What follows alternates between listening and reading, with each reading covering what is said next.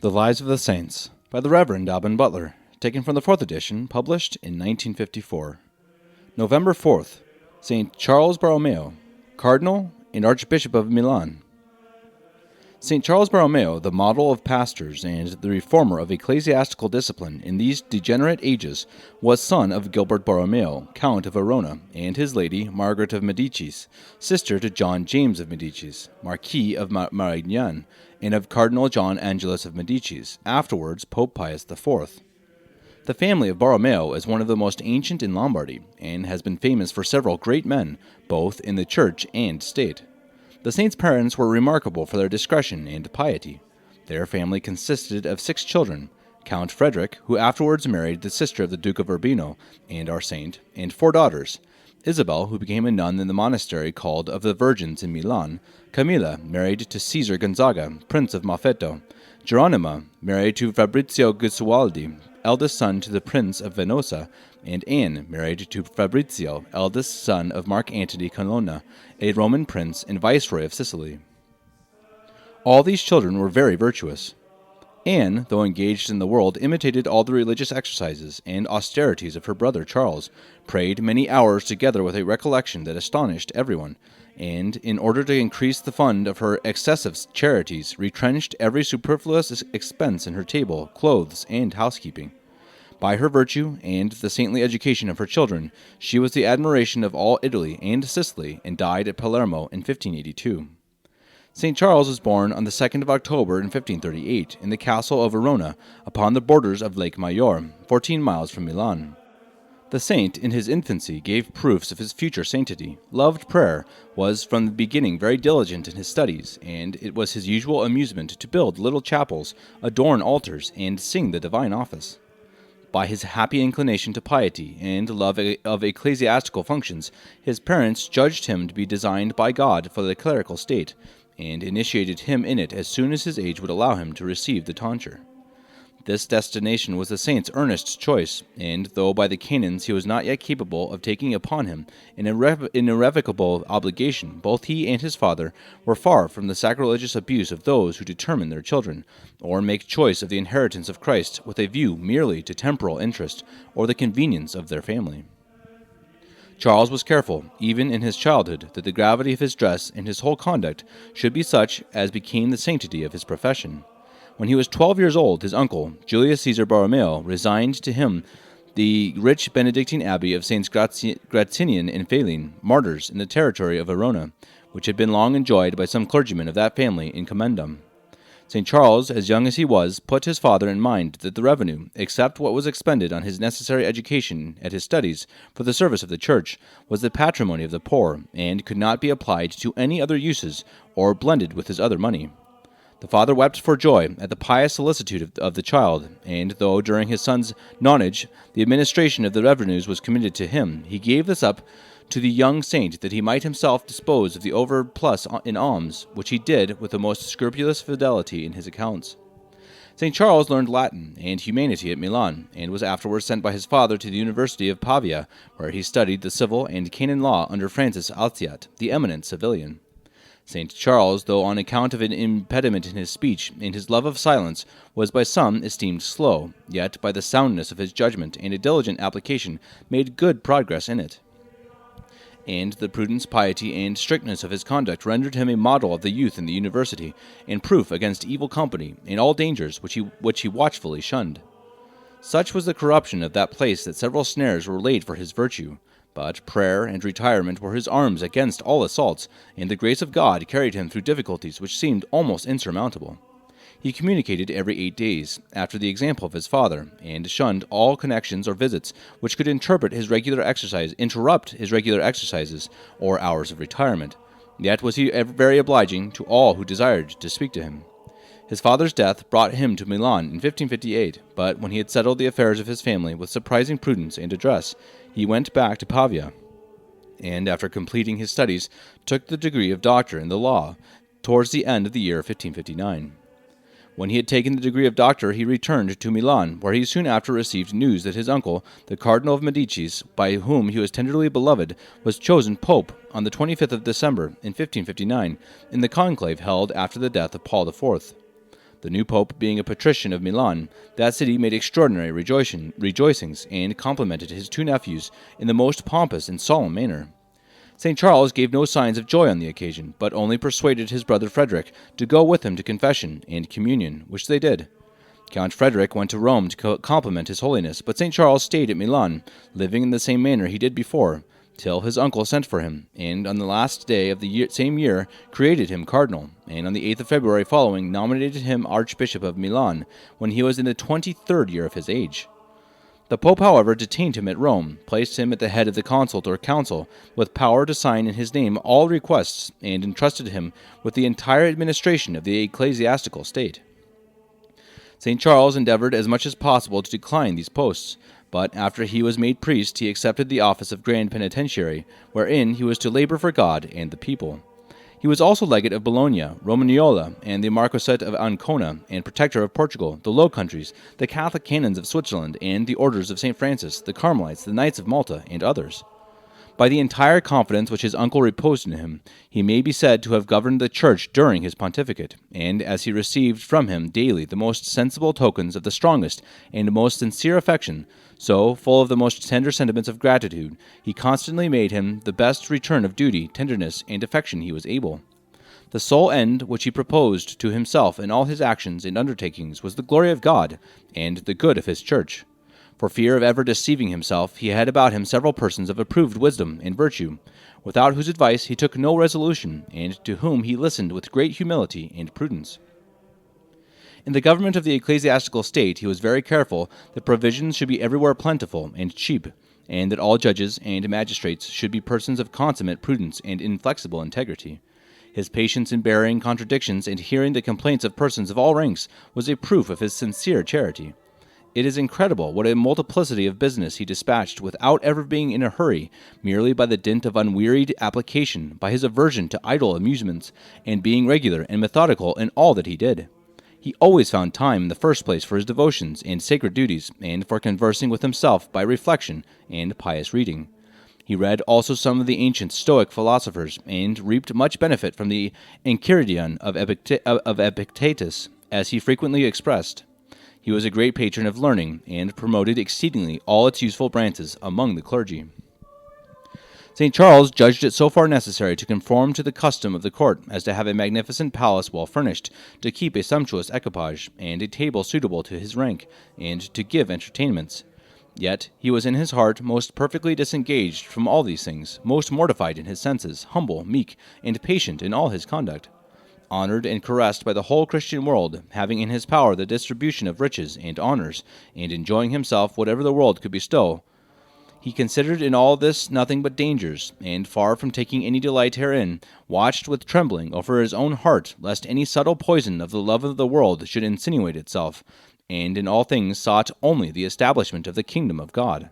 Many are converted to God by adversity, but St. Charles, in the softest gale of prosperity, by taking a near view of the emptiness, and arming himself against the snares of the world, became every day more and more disentangled from it, and more an inhabitant of heaven. He sighed after the liberty of the saints, and trembled at the sight both of the dangers and of the obligations of his situation. He also considered that obedience to the chief pastor fixed him for a time at a distance from the Church of Milan, the charge of which he had taken upon himself. And though he had provided for its government and the remedying of its disorders in the best manner he was able, by excellent regulations by a suffragan bishop named Jerome Veragata, whom he sent thither to make the visitation and to officiate in his place, and by a vicar general of great experience, learning, and piety, called Nicholas Ormanetto, who had formerly been Grand Vicar of Verona, had afterwards attended Cardinal Pole in his legation in England, and been there his chief assistant, and after his return would take upon him no other charge but that of a single curacy in the diocese of Verona. Yet St. Charles considered the duty of personal service and residence. Neither did the command of the Pope, by which he was obliged to attend for some time the government of the universal Church for a greater good and necessity, make him easy. It happened that Bartholomew de Martiribus, the most pious and learned Archbishop of Braga, came from Trent to Rome to wait upon his holiness. To him, as to a faithful servant of God, enlightened by him, and best able to direct others in perplexing circumstances, the saint opened his heart in the manner following. For this long time I have begged of God, with all the earnestness I am able, to enlighten me with regard to the state in which I live. You see my condition. You know what it is to be a pope's nephew, and a nephew most tenderly beloved by him. Nor are you ignorant what it is to live in the court of Rome. The dangers which encompass me are infinite. I see a great number, and there are a great many more which I do not discern. What, then, ought I to do, young as I am, and without experience, and having no part or ingredient of virtue, but through the divine grace in earnest desire of obtaining it? The holy cardinal proceeded to explain his difficulties and fears, then added, God has inspired me with a vehement ardor for penance, and an earnest desire to prefer his fear and my salvation to all things, and I have some thoughts of breaking my bonds and retiring into some monastery, there to live as if there were only God and myself in the world. This he said with an amiable sincerity which charmed the director, who, after a short pause, cleared all his doubts, assuring him by solid reasons that he ought not to quit his hold of the helm which God put into his hands for the necessary and most important service of the universal church, his uncle being very old, but that he ought to contrive means to attend his own church as soon as God should open him a way to it. St. Charles, rising up, embraced him, and said God had sent him thither for his sake, and that his words had removed a heavy weight from his heart, and he begged that God, who by his grace had shown him the station in which it was his will that he should labor in his service, would vouchsafe to support him in it by his divine grace. In November 1562, the saint's elder and only brother was carried off in the bloom of life and a most flourishing fortune by a sudden fever. St. Charles, who had never forsaken him during his illness, bore his death, which overwhelmed all other friends, with consternation and grief, with surprising resignation, the sentiments of a lively faith being stronger in him than those of flesh and blood. In profound recollection he adored the decrees of Providence, and was penetrated more seriously than ever with a sense of eternity and of the instability of human things. All his friends and the Pope himself pressed him to resign his ecclesiastical dignities and to marry to support his family. But more effectually to rid himself of their solicitations, he made more haste to engage himself in orders, and was ordained priest before the end of that year. The Pope soon after created him Grand Penitentiary and Archpriest of St. Mary Major. St. Charles founded at that time the noble college of the Borromeos at Pavia for the education of the clergy of Milan, and obtained several bulls for the reformation of many abuses in ecclesiastical discipline. The Council of Trent, which had been often interrupted and resumed, was brought to a conclusion in 1563, the last session being held on the 5th of December, in which the decrees of all the former sessions under Paul III, Julius III, and Pius IV were confirmed, and subscribed by 255 fathers, 4 legates of the Holy See, 2 cardinals, 3 patriarchs, 25 archbishops, 168 bishops, 39 deputies of absent prelates, 7 abbots, and 7 generals of religious orders. Difficulties which seemed insurmountable had been thrown in the way, sometimes by the emperor, sometimes by the king of France, sometimes by the king of Spain or others. And it was owing to the unwearied zeal and prudence, and doubtless to the prayers of St. Charles Borromeo, that they were all happily removed, who, informing the prelates and princes of his uncle's sickness, engaged them by his pressing solicitations to hasten the close of that venerable assembly. No sooner was it finished, but St. Charles began strenuously to enforce the execution of all its decrees for the reformation of discipline. At his instigation, the Pope pressed earnestly all bishops to found seminaries according to the decree of the council, and set the example of establishing such a seminary at Rome, the care of which was committed to the Jesuits.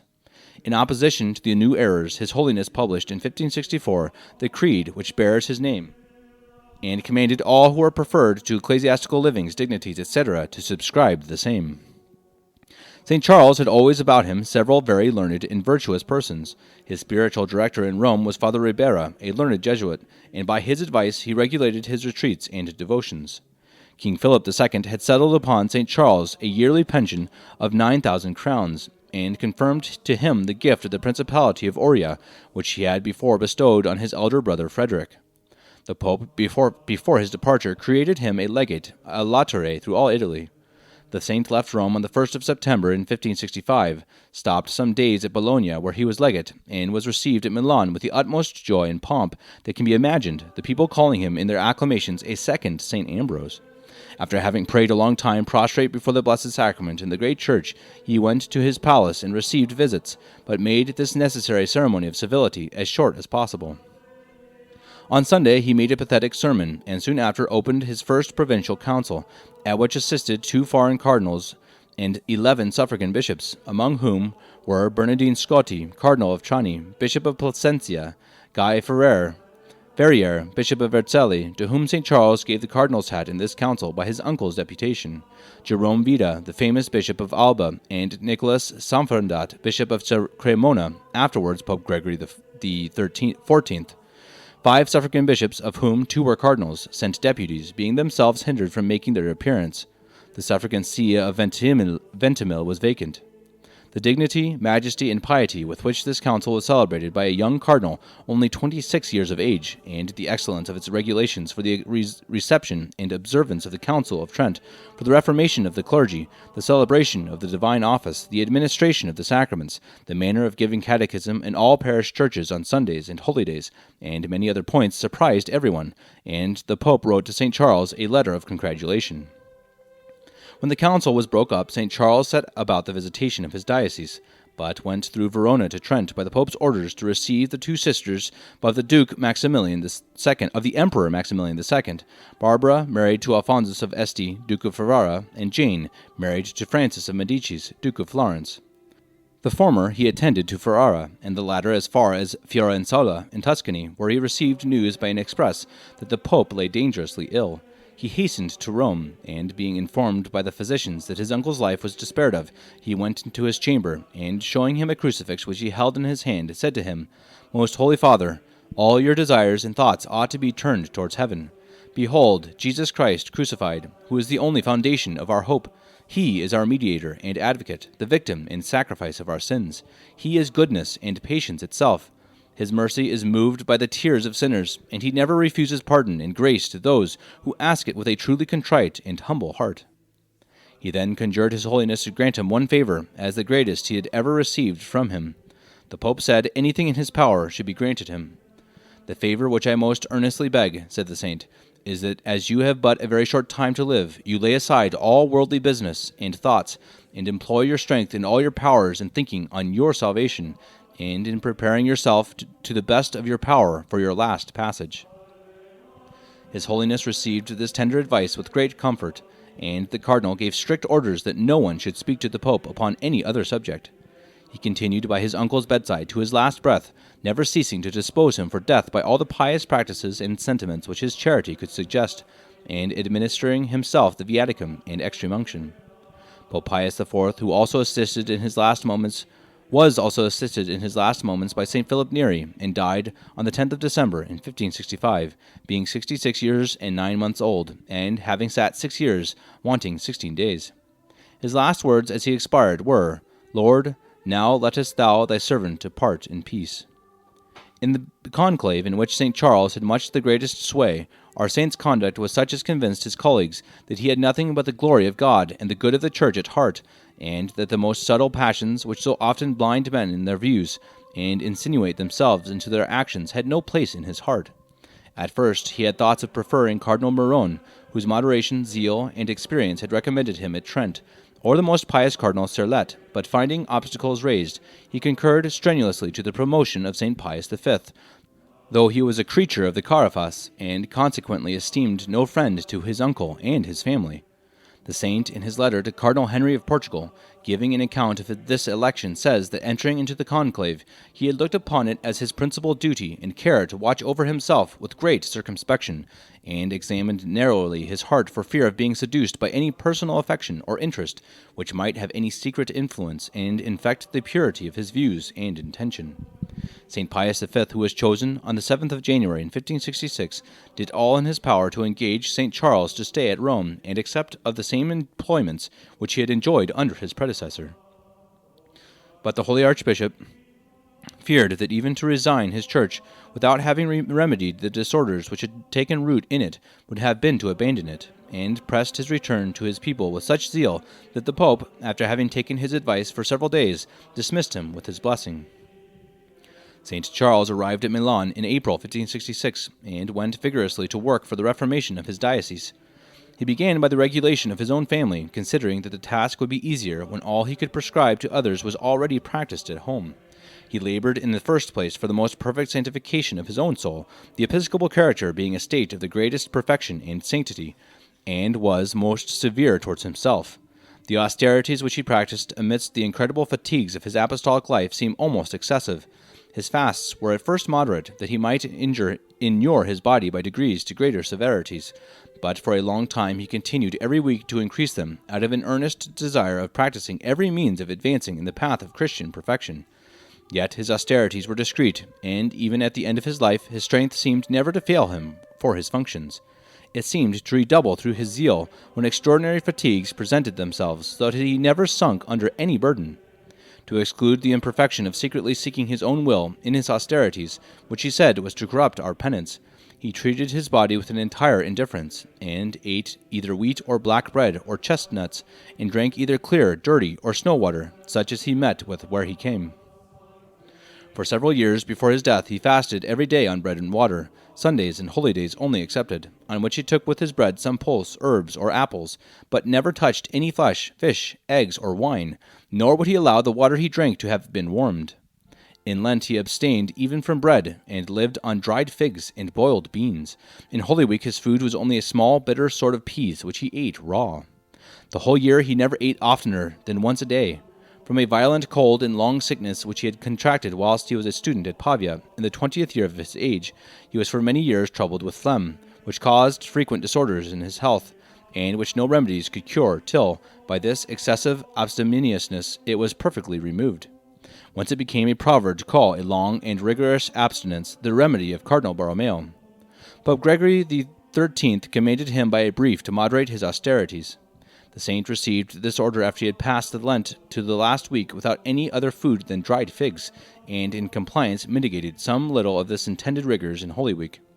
He wrote to His Holiness declaring his readiness to obey, but assuring him that he found by experience that a spare diet was conducive to his health. Whereupon the Pope left him to his discretion, and the same rigid life he continued to his death.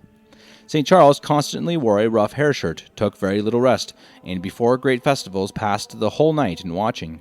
When others advised him to allow more to the necessity of nature, he used to say his uncle John James of Medicis, a famous captain, and many other generals only slept a short time in a chair in the night. And ought not a bishop who was engaged in a warfare against hell, said he, to do as much? The saint only slept sitting in a chair, or lying down upon a rough bed in his clothes, till, at the earnest request of the bishops of his province, he consented to alter this custom, from which time he lay in a bed of straw, having for his pillow a sack filled with straw, without any other covering than a poor counterpane stuffed with straw, and 2 coarse sheets laid on a straw bed. His patience in bearing cold and all other hardships he carried to a like excess. When one would have a bed aired for him, he said with a smile, "The best way not to find the bed cold is to go colder to bed than the bed is."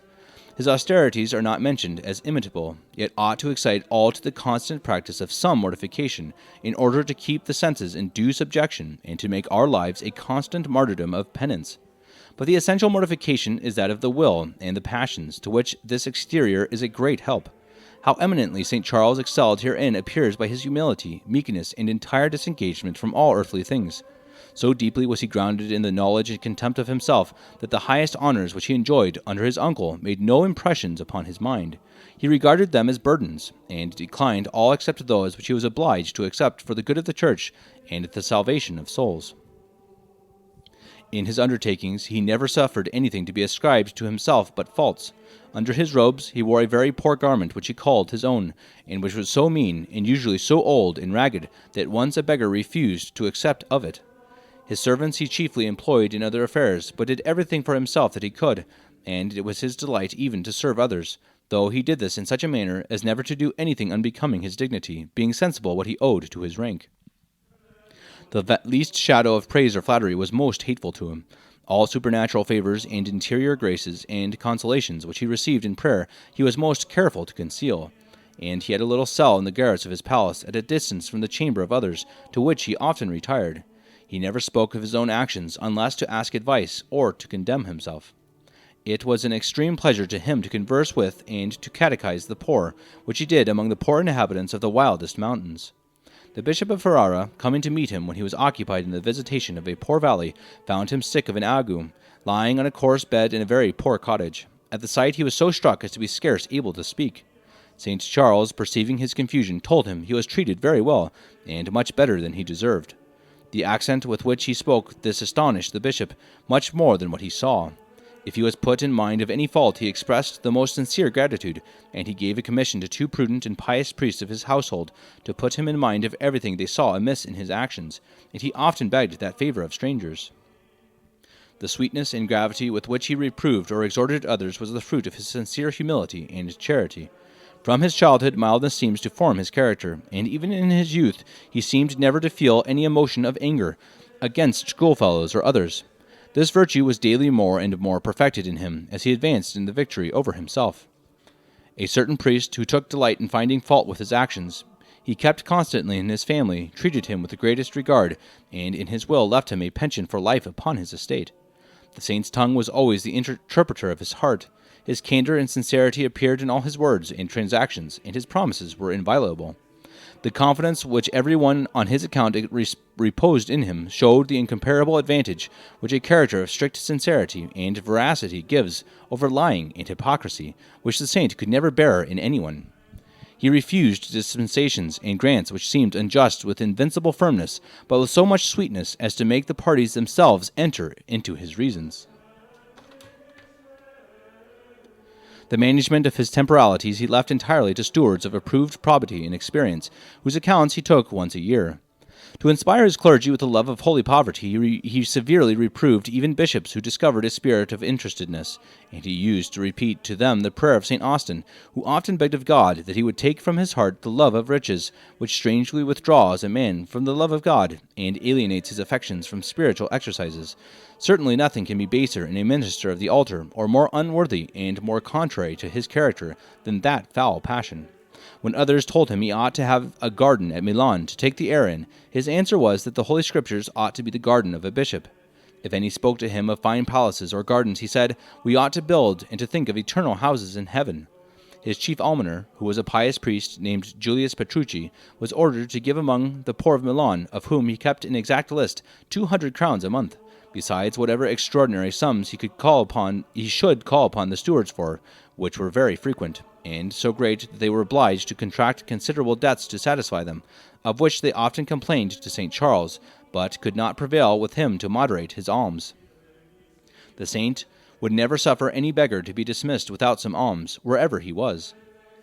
Hospitality the saint looked upon as a bishop's indispensable duty, and he was most obliging and liberal in entertaining princes, prelates, and strangers of all ranks, but often at the table at which his upper family ate all together, and without dainties or luxury, and he endeavored as much as possible to conceal his own abstemiousness, of which he would not suffer the least sign to be given or notice taken, everyone being free to eat as he pleased at his table. His liberality appears in many monuments which yet remain at Rome, Milan, and in many parts of that diocese. The church of St. Praxedes at Rome, which gave him the title of cardinal, was magnificently repaired and almost rebuilt by him. He adorned the church of St. Mary Major, of which he was archpriest. At Bologna, whilst he was legate there, he built the public schools in a stately and finished manner, with a beautiful fountain in the middle of the city. At Milan he did many things to adorn the metropolitan church, and built houses for all the canons of an admirable architecture, with a subterraneous passage for them to go to the church without being seen by anyone, also a dwelling place for the rest of the clergy of that church, and the archiepiscopal palace, chapel, prisons, and stables, the great seminary at Milan, and 2 other seminaries there, 3 more in other parts of the diocese, the convent of Capuchins, whom he established at Milan, with apartments for his clergy to make retreats there, near one of his seminaries. He settled at Milan the Theatines, also the Jesuits, whose college of Brera he founded at Milan, and to whom he made over for the foundation of their novitiate his abbey of St. Gratianian at Arona. It would be tedious to enumerate the pious settlements he made for his oblates, and the churches, hospitals, and other public buildings which he repaired or adorned. The revenues of his archbishopric he divided into 3 parts, one of which was appropriated to his household, another to the poor, and the third to the reparation of churches. And the account of these revenues, to the last farthing, he laid before his provincial councils, saying he was no more than the administrator and steward. The saint expressed always a particular joy when he found any opportunity of serving his enemies, or of returning good or evil. This watchfulness over his heart against all inordinate affections made him also watchful in his words, in which he was very sparing and careful never to say anything superfluous. Fearing to misspend or rob from the great obligations of his charge one moment of his time, he laid it all out in serious employments. At table, or whilst his hair was cutting, he listened to some pious book that was read to him, or he dictated letters or instructions. When he fasted on bread and water and dined in private, he ate and read at the same time, and on his knees when the book was the Holy Scripture. And at the same time his cheeks were often watered abundantly with his tears. After dinner he gave audience to his country vicars and curates, instead of conversing. In his journeys he always either prayed or studied on the road, and in the regular distribution of his time allowed himself none for recreation, finding in the different employments of his charge both corporeal exercise and relaxation of the mind sufficient for maintaining the vigor of the mind and health of the body. He said that a bishop ought never to take a walk either alone or with others. Certain persons telling him that a very experienced and pious director said a person ought generally to allow himself 7 hours for rest every night, he said bishops must be excepted from that rule.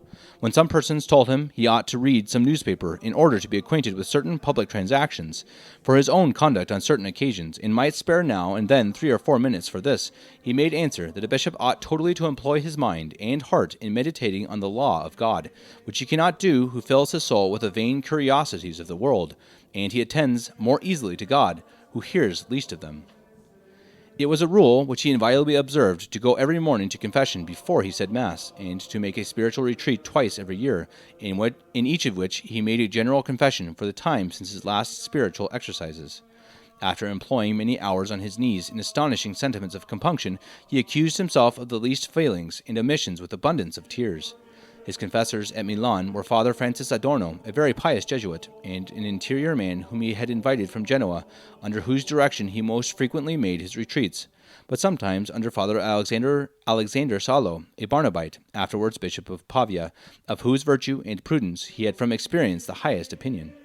The first retreat in general confession which he made with this holy director in 1568, the saint ever after called his conversion to God. So great was the spiritual profit which he reaped from it.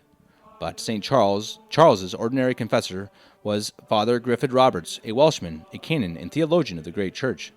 A priest from once hearing the saint's confession might learn the most perfect lessons of his duties in all his actions, nor could those who had any acquaintance with his interior sufficiently admire the purity of his conscience, the wonderful light with which he discerned the least failings, or the fervor of his compunction, and the sincerity of his humility, by which he esteemed himself the last of creatures, and of all others the most unfaithful and ungrateful to God. It happened once that in giving the Holy Communion at Brescia, by the fault of him who served at Mass, he let the host fall, for which, in the deepest compunction and humiliation, he fasted most rigorously 8 days, and abstained 4 days from saying Mass. Except on this occasion he never omitted to say Mass every day, even in his journeys and the greatest hurries of business, unless in extreme fits of illness, and then he at least received every day the Holy Communion. Out of respect and devotion to the adorable sacrifice, he always kept a rigorous silence, unless some important business intervened, from the evening prayer and meditation till the next after Mass, and his long thanksgiving. He prepared himself to offer the sacrifice by the sacrament of penance, and by many vocal and mental prayers, and used to say that it was unbecoming a priest to apply his mind to any temporal business before that great duty. He always recited the divine office on his knees with his head bare, and his soul seemed all the while absorbed in God. The better to fix his attention, he never said any part of it by heart, but read it all in the breviary, which practice he recommended to all his clergy. He never would be excused from any part of it in any sickness, how grievous soever, except the day before he died, and on that would have his chaplain recite it by him upon his knees, and attended to it with great devotion. He always said each part as near as might be to the canonical hour to which it corresponded, but on Sundays and holy days sung it all in choir in the great church, and passed there the greatest part of those days after the public office on his knees before a private altar. He had an extraordinary devotion to the Blessed Virgin, under whose patronage he put all his colleges. He had a singular devotion to St. Ambrose and the other saints of his church, and had a great veneration for holy relics. He carried always about him, among others in gold cross, a particle of the true cross of Christ, and a small image of St. Ambrose. He always kept with great respect a little picture of Bishop Fisher, who was put to death for his religion under Henry VIII in England. The Passion of Christ was a constant object of his devotion and meditations. At Rome, he frequently spent 5 hours together on his knees in the chapel of the Holy Pillar, in the church of St. Praxedes, and so in other places of devotion, sometimes whole days or nights. Having once passed the night in the church of St. Sebastian at the catacombs, he spent the day following in that of St. Agnes. But what was most astonishing and edifying was the extraordinary exterior and interior recollection with which he prayed. His extreme care that neither persons nor business, unless in some pressing necessity, should interrupt or disturb him at that time, and his watchfulness over his eyes and all his senses, made it easy for his soul to remain totally absorbed in the divine presence, and condemned those who, by neglecting these precautions and the due preparation of their souls, present themselves before God rather to mock him than to pray. The foot of the altar was the center of this saint's delights, as he sometimes called it. When he was drawn away, he left his heart there in desire to continue praying to God without interruption, the homage of praise and love, imploring his mercy. He never said any prayer or performed any religious ceremony without precipitation, whatever business of importance he had upon his hands, how much soever he was pressed for time, or how long soever his functions continued, which was sometimes from morning till late in the night. In giving audience, and in the greatest hurry of exterior affairs, his very countenance, all his words, and his modesty showed his mind to be perfectly recollected in God, the center of his heart, his repose, strength, and comfort. From this spirit of prayer and the ardent love of God, which burned in his breast, his words infused a certain spiritual joy into others, gained their hearts, and kindled in them a strong desire of persevering in virtue, and cheerfully suffering all things for its sake. One word spoken by him frequently so animated slothful priests that they counted labors their gain, and braved dangers without fear. St. Philip Neri testified that he once saw the saint's countenance shining with a heavenly brightness. The practice of always walking in the divine presence he strongly recommended to the principal means of attaining to Christian virtue. To a gentleman who begged he would prescribe him the rules of advancing in piety, he gave this answer: "He who desires to make any progress in the service of God must begin every day of his life with new ardor, must keep himself in the presence of God as much as possible, and must have no other view or end in all his actions but the divine honor." The saint who labored so strenuously for the sanctification of his own soul began the reformation of his diocese by the regulation of his own family, including the vicars and officers of their courts. It consisted of about 100 persons, the greatest part being clergymen, whom he employed in his own affairs and in those of his diocese. All the priests were obliged to go to confession once a week, and others at least once a month, and to communicate at the archbishop's hands. The priests said Mass every day, all assisted every day at regular prayers at night and morning, meditations and pious reading, abstained from flesh all Wednesdays and all Advent, fasted many vigils besides those of precept, and on fast days had no regular collation, but those that called for it were allowed to take 1.5 ounces of bread. No person in his family was ever to expect any benefits from him, so much did he dread the danger of simony stealing into anyone's intention in serving him. When one of them had obtained a small benefice from his grand vicar, St. Charles discharged him, though he had a good opinion of his learning and virtue, and afterwards recommended him to another bishop. All were allowed handsome salaries, and were strictly forbid to receive presents from anyone. Idleness was banished his house, and those who at any time were not employed were obliged to read the lives of saints or other pious books. His household was most regular community, and all dined together in a common refectory. Out of the clergy that composed his family, 12 became eminent bishops, and many were employed by popes in quality of nuncios, and in other great posts in the government of the church. Ormanetto, his grand vicar, who was afterwards bishop of Padua, had 2 other assistants who were also grand vicars, for St. Charles established a vicariate, that things might be done with deliberation and counsel, which many other bishops imitated. He also appointed 64 foranius, or country vicars, whose authority and commission was limited by particular mandates. There were mostly the rural deans. They held frequent conferences, and inspected the behavior of the curates under their jurisdiction, admonished them of their faults, and, if necessary, informed the archbishop or vicar general. The diocese of Milan, when the saint arrived in it with regard to ignorance and disorders, was in the most deplorable condition. The great truths of salvation were little known or understood, and religious practices were profaned by gross abuses and disgraced by superstition. The sacraments were generally neglected. The priests scarce knew how to administer them, and were slothful, ignorant, and debauched, and the monasteries were full of disorder. St. Charles, by 6 provincial councils and 11 diocesan synods, also by many pastoral instructions and mandates, made excellent regulations for the reformation of the manners, both of the clergy and people, which all zealous pastors have since regarded as a finished model, and have studied to square their conduct by them. Preaching being the means established by God for the conversion of souls, and the principal obligation of a pastor, St. Charles applied himself to it with an unwearied zeal, though everything in this function cost him much time and pains. A natural impediment in his speech seemed to disqualify him for it, yet this he overcame by much labor and attention. The composition also cost him a great deal of study, though an excellent judgment compensated this difficulty. That liveliness of genius, those sprightly thoughts, witty turns, and beautiful flowers which we admire in the basils and chrysostums, seemed not to be his talent, but zeal, sincere piety, and a thorough acquaintance with the lessons and motives of Christian virtue could not fail to qualify him for this function. His sermons were solid and pathetic, and he spoke with a vehemence which strongly affects the soul, and with an unction which always penetrates the heart. He preached every Sunday and holy day, and often in his visitations 2 or 3 times a day.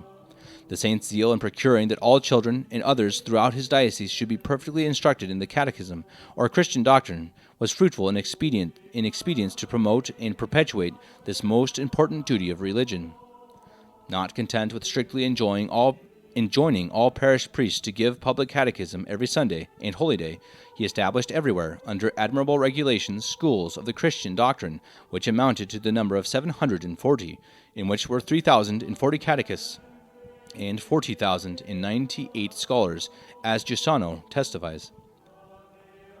He associated several pious ladies of Milan in regular exercises of devotion and Christian perfection, by whose examples others were engaged to spend much time devoutly in churches, to assist at all the sermons they could, and to be always taken up with serious employments, and withdrawn from that fatal sloth and round of dangerous amusements which many seem to look upon as a privilege of their rank, as if this could make void the maxims of the gospel, or exempt any Christian from the obligation of his baptismal engagements.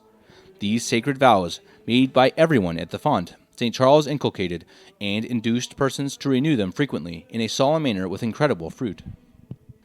In 1567, the saint had a contest with the officers of justice. Certain laypersons who lived in public adultery or kept concubines, and could not be reclaimed by remonstrances, were imprisoned by his order.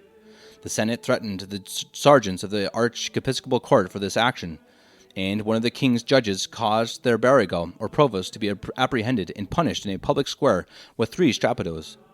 The archbishop treated with the magistrates with great calmness and meekness, but, after much deliberation, declared the judge, the king's fiscal, the notary, and jailer excommunicated for having seized and punished an officer of the ecclesiastical court. Philip II, to whom both parties made their complaint, ordered the affair to be left to the Pope's decision, to whom a senator was sent as deputy to plead the cause, and the Duke of Albuquerque, governor of Milan, expressed an extreme displeasure at the treatment of the archbishop's officer. In the meantime, St. Charles set out in October to perform the visitation of the 3 valleys of Levantine, Bregno, and Ripari, subject to the 3 Swiss canons of Uri, Switz, and Underwald, for the see of Milan is extended in the Alps as far as Mount St. Gothard's. Not to give umbrage to the temporal sovereignties, he entreated each to send a deputy to accompany him through their territories, which they did in a very obliging manner. These valleys had been, as it were, abandoned by former archbishops, were full of disorders, and the priests there were more corrupt than the laity. The saint traveled through snows and torrents, and over rocks which were almost inaccessible, having iron spikes on his shoes to climb them, and suffering with joy, cold, hunger, thirst, and continual weariness. He preached and catechized everywhere, displaced the ignorant and scandalous priests, and put in their rooms others endowed with learning, zeal, and piety, who were capable of restoring the faith and morals of the people to their original purity. In some corners of his diocese, the Zwinglian heresy had got footing. To them he made his way through incredible difficulties, reconciled many to the Church, and settled all this northern part of his diocese in very good order. In 1568 he took in hand the reformation of the Humiliati, a religious order of which he was the protector. Their institute was founded by certain gentlemen of Milan in 1134, who, with the consent of their wives, made religious vows. They adopted the rule of St. Bennet, with certain particular constitutions, and their order was approved by Innocent III in 1200. In the beginning of the 16th century, they fell into such relaxations that in 90 monasteries they had only 170 monks, the superiors, who were called provosts, spending the revenues in living at discretion.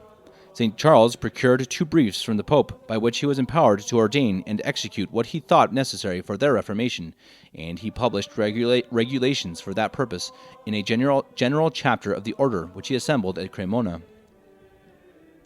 The monks received them willingly, but the provost and lay brothers obstinately refused to submit to them. On another occasion he obliged a bishop to come from an embassy in which he was employed by his prince to the council, and even to quit his secular embassy and reside in his diocese. Hearing that one of his suffragans had said in company that he had nothing to do, the saint sent to him a prefect of his household to represent to him the necessities of his flock and the obligations of his charge. The bishop answered him coldly that Cardinal Borromeo required too much. The saint was extremely grieved at his insensibility and neglect, and wrote him a letter of several leaves, in which he summed up various obligations of the episcopal charge, repeating almost after each of them, "Shall a bishop ever say that he had nothing to do?" The tranquillity which St. Charles had for some time enjoyed stirred up the malice of the enemy of souls, and the storms which were formerly raised against the saint were renewed with greater fury than ever upon the following occasion.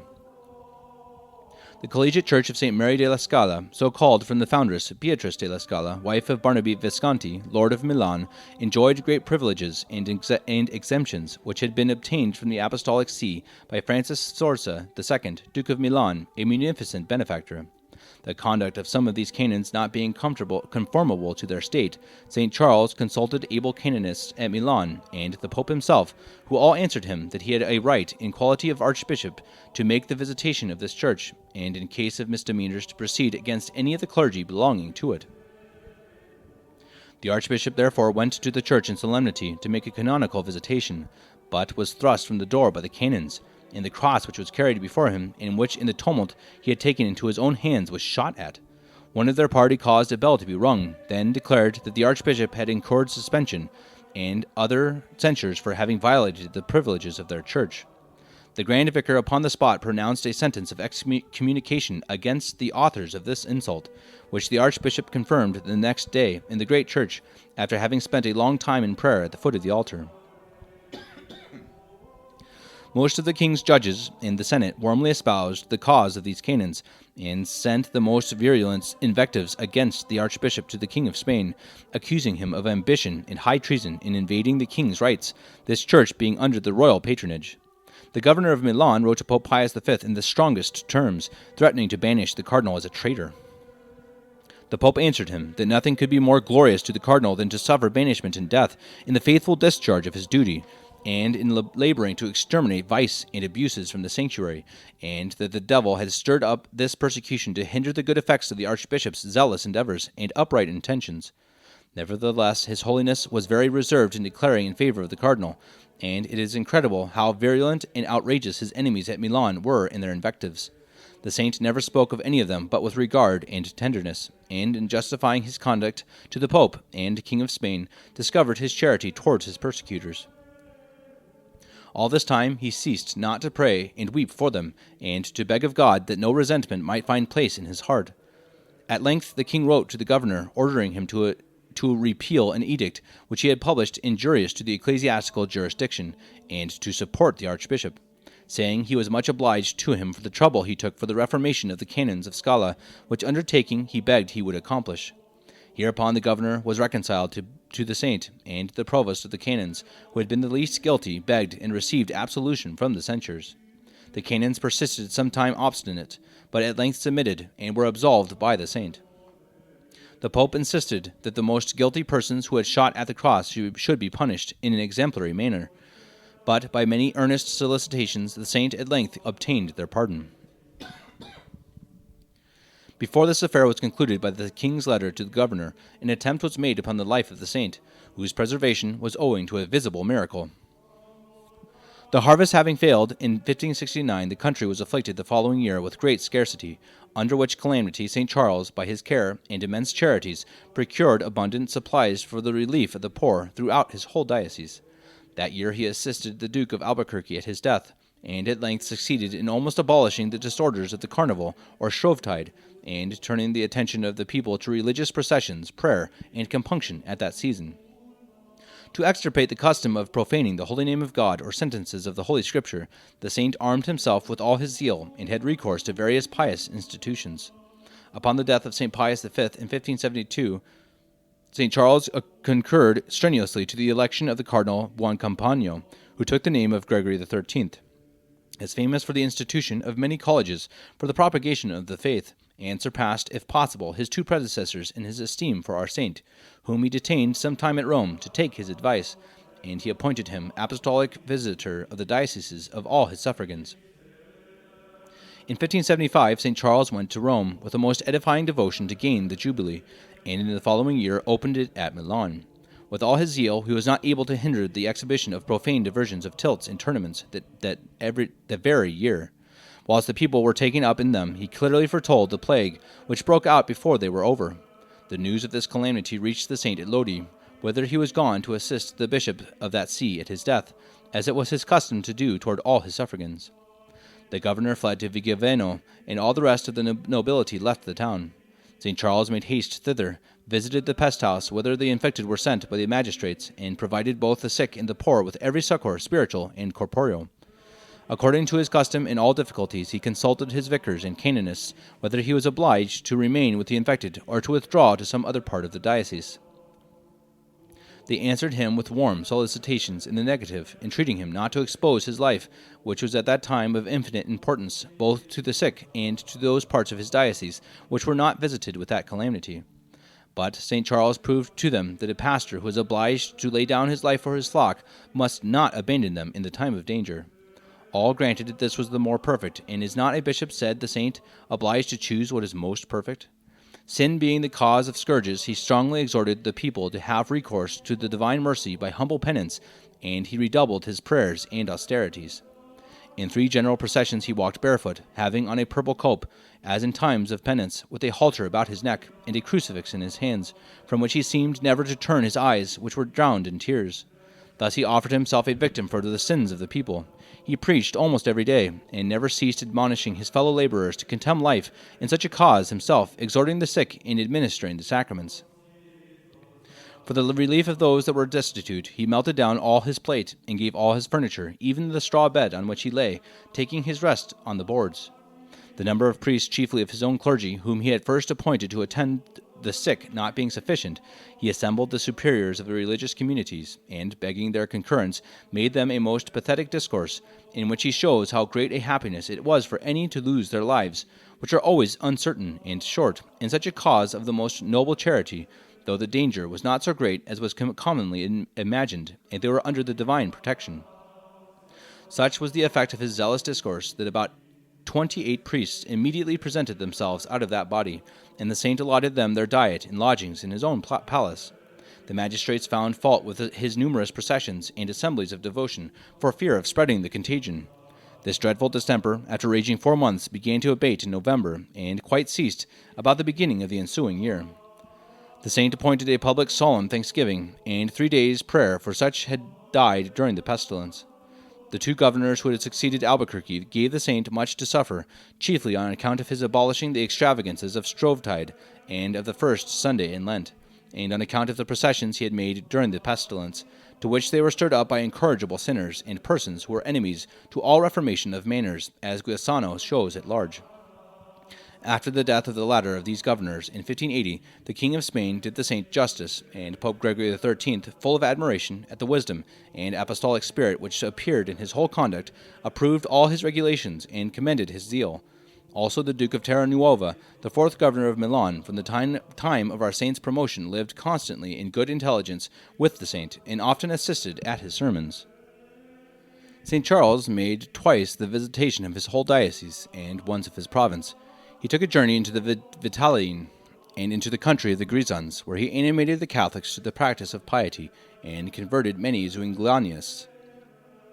The diocese of Milan is filled with monuments of his charity and zeal, and in that city itself he founded a convent of Capuchinesses, in which a daughter of his uncle, John Baptist Borromeo, embraced that austere order, and died in the odor of sanctity. one of Ursulines, for the instruction of poor girls, who were educated there gratis, a hospital for beggars, into which all the poor were received, another of convalescents who were dismissed out of the great hospitals, and more. After he had established the college of the Jesuits at Milan, in which grammar, philosophy, and theology are taught, he committed a college which he founded for the Switzers, his 6 seminaries, 3 in the city, and 3 in other parts of his diocese, and all the other houses which he instituted to the care of his oblates, except a house at Pavio, which he gave to the regular clerks of Samasha, so called from a place of that name, between Bergamo and Milan, where their founder, St. Jerome Emilian, a nobleman of Venice, established their chief seminary. Though the saint preferred public and general duties, as preaching, to those which regarded only private persons, yet he spent much time in the direction of particulars in which his prudence was most remarkable. He was very severe in examining, and much upon his guard in believing visions and ecstasies, especially in women, whose imagination is easily susceptible of impressions. On such occasions he recommended the practice of humility and solid virtues. He was no less strict in the scrutiny of miracles and relics, and exploded all those that were not authentic, but visited other holy relics with singular devotion, and translated and adorned the shrines of many saints. It was to him, as he often expressed, a singular pleasure to assist dying persons. In 1583, hearing the Duke of Savoy was fallen sick at Vercelli, and given over by his physicians, he posted thither, and found him, as it was thought, at the last gasp. The Duke, seeing him come into his chamber, cried out, "I am cured." The saint gave him the Holy Communion the next day, and ordered the 40 hours' prayer for his recovery. The Duke was restored to his health, as he was persuaded by the prayers of St. Charles, and after the saint's death sent a silver lamp to be hung at his tomb, in memory of this benefit. For closer solitude, St. Charles sometimes used to make his retreats at Camaldoli and other places, but none seemed so agreeable to his devotion as Mount Varoli, situate in the diocese of Novara, upon the borders of Switzerland, a famous place of devotion to the sufferings of Christ, the mysteries of which are curiously carved in 38 chapels of good architecture, besides the great church, which is served by Franciscans. Thither St. Charles went in 1584 to make his annual retreat and confession, having with him Father Adorno, who proposed to him the points of his meditations. He had before clearly foretold to several persons that he should not remain long with them, and in this retreat redoubled his fervor in his austerities and devotions, and seemed more than ordinarily absorbed in God, and disengaged from his body and all earthly ties. The abundance of his tears obliged him often to stop in saying Mass, and a bishop deposed that he saw his countenance one day at the altar, darting a ray of bright light, which seemed to proceed from that interior light which filled his soul, and to be a presage of that glory with which he was going to be crowned. He spent most time in the chapel called of the Prayer in the Garden, and in that of our Redeemer in the Sepulchre, endeavoring to put himself in a state of death with him by a perfect renunciation of all sentiments and thoughts of self-love, and praying that whatever remained in him of the life of Adam might be entirely destroyed by the death of the Son of God. On the 24th of October he was taken ill by a tertian ague, but concealed it. On the 26th he had a second fit, and, by order of Father Adorno, abridged the hours of his prayers, had a little straw laid on the boards on which he lay, and took a panado, suffering the bread to be toasted, which he ate with water, but would not use any salt or butter. On the 5th day of his retreat he spent 8 hours on his knees with such fervor and compunction that he could not be persuaded he had been near so long, and after this he made his annual confession, and the next day, it being the 29th of October, he went to Arona, and there alighted at the curate's, according to his custom, not at the palace, which had been seized by the governors, but afterwards restored to him without his solicitations. Having taken a mess of panado, he went, though it was night, across the lake of Ascona to finish the foundation of a college there, though the plague was then in that town. He took a little rest in the boat, and dispatched his usual business the next morning. He returned by water to Cannobio, though in a fit of the ague. The next day he went to Arona, but, it being the eve of All Saints, fasted as usual, except that he took the drugs prescribed him by his physician. His cousin, Renatus Borromeo, could not induce him to lodge at the castle, but he lay at the Jesuits, and rested well that night, and rose to his prayers at 2 a.m. After his confession he said Mass at 7. His physicians persuaded him not to set out, that being the day of the return of his ague, and they ordered him to drink a great quantity of pitocin. He obeyed them, but pitocin had a contrary effect of what they expected, being too strong for a constitution accustomed to no other fare than bread and water, or pulse.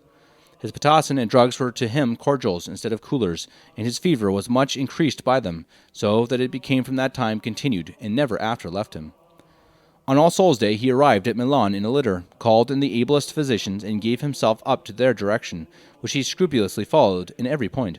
They declared his distemper very dangerous, but the next day, finding his fever much abated, had great hopes of his recovery. The saint gave no signs of joy at this news, and continued his pious exercises, chiefly on the Passion of Christ, sometimes by himself, sometimes with Father Adorno, Father Charles Boscop, and other devout persons. In the next paroxysm of his fever, the physicians found the state of his health desperate. He received the news with a surprising serenity, received the viaticum and extreme unction with great devotion, and with these words, Ecce venio, behold, I come, expired in the first part of the night between the 3rd and 4th of November. He left by his will his plate to his cathedral, his library to his canons, and his manuscripts to the Bishop of Vercelli, and declared the General Hospital his heir. His funeral he ordered to be made as privately as it might be, and chose for his burial place a vault near the choir, with this inscription, which remains there to this day, in a small marble stone: Charles, Cardinal of the title of St. Praxedes, Archbishop of Milan, desiring to be recommended to the frequent prayers of the clergy, people, and the devout sects, living, chose for himself this monument. There follows this edition. He lived 46 years, 1 month, and 1 day, governed this church 24 years, 8 months, 24 days, and died November the 4th in 1584. In 1601, the Venerable Cardinal Baronius, confessor to Clement VIII, sent to the clergy of Milan an order of His Holiness to change the anniversary Mass de Requiem, which the saint had founded to perpetuity in the great hospital, into a Mass of the saint, and St. Charles was solemnly canonized by Paul V in 1610. His sacred remains are now deposited in a rich subterraneous chapel just under the cupola in the great church, and laid in a crystal shrine of an immense value. The altar in this chapel is of solid silver. Plates of silver cover the walls of a considerable part of the vault, and a great number of large silver and gold lamps burn there night and day, not to mention the great images and other donaries of gold and silver with which this chapel is filled, by the devotion of many distant princes, cardinals, and bishops. Besides the richest vestments and like ornaments, Giussano tells us that in 8 years the donaries here amounted to above the value of 150,000 crowns of gold. Thus is he honored on earth, who despised the whole world for Christ.